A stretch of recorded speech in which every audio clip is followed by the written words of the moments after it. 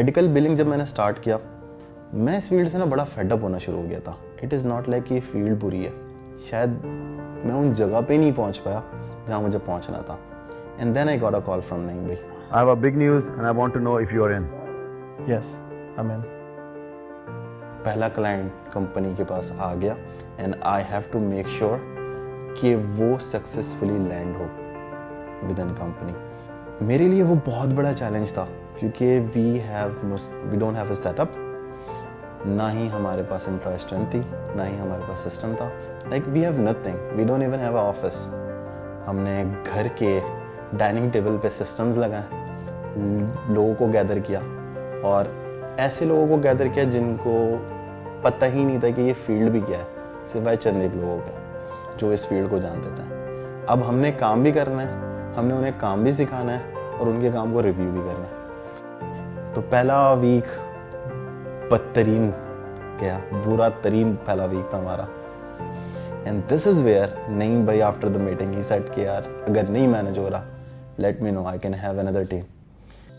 तो स्टार्टिंग में चीज़ें स्मूथ होने में टाइम लगता है।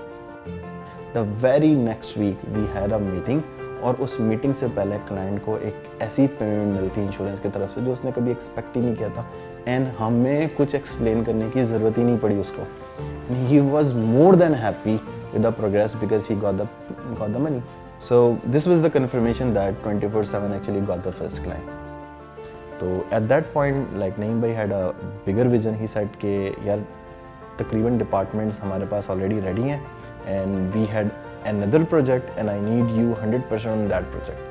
So he just shifted all of my team to a supervision of a different member and he said like I need this project to be established the way you established the previous one. The second client आया, I have just 17 team members और उन 7 बंदों पे same volume का client again land करना। हम सुबह 9 बजे 10 बजे तक हम काम कर रहे होते हैं। जुलाई से लेके दिसंबर तक ना मैंने कोई एक संडे ऑफ लिया, ना मैंने सैटरडे ऑफ लिया। वो टीम टॉप फ्लोर पे बैठी हुई है, बिलिंग की टीम नीचे बैठी हुई है एंड मैं पूरे दिन कभी ऊपर भाग रहा हूँ, कभी नीचे भाग रहा हूँ।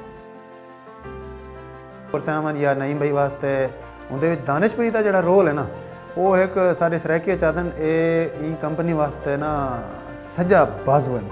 If you want me to choose a leader, I'll definitely choose Danish. मुझे ऐसा लगता है कि कंपनी अगर इस पोजीशन पे है, ठीक है, तो उसमें मेन रोल दानिश का है, ठीक है, क्योंकि वो हार मानने वाला बंदा नहीं है। कि आज अगर नईम भाई आसमानों की बुलंदियों पर हैं तो उनकी चढ़ने की सीढ़ी आई थिंक दानिश है। ट्रायंगल बना हुआ है, वो CEO, CFO और COO। तो ये समझे कि ट्रायंगल जो बनता है उसमें अगर एक भी एलिमेंट अगर ना हो इन तीनों में से तो वो अधूरा है।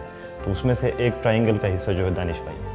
So when I came for the first time in the office, तो सारे लोग अपनी सीटों पे बैठे हुए थे, काम कर रहे थे। एक बंदा अपनी सीट पे नहीं बैठा था, वो इधर उधर घूम रहा था। हर बंदे के बजाय जाके ये चेक कर, ये चेक कर, ये कर, नईम भाई के पास। तो देख के ना ऐसा लगा कि मैंने कहा कि ऐसा नशा चाहिए, और वो थे दानिश भाई। मेरा ये बिलीव है कि जितने ज़्यादा लोगों का रिस्क जुड़ेगा ना, हमारी कंपनी उतनी ज़्यादा सिक्योर होती जाएगी। अगर मेरे अमाल देखे गए तो मुझे नहीं लगता कंपनी चलेगी भी। मुझे ये लगता है कि कंपनी में कुछ लोग ऐसे हैं कि जिनकी वजह से हमारी कंपनी चल रही है। सुपरविजन मैं कह सकता हूँ कि मैं सुपरवाइज कर रहा था, लेकिन मैं अकेला कितना कर सकता हूँ। Without my team I don't think ये पॉसिबल था।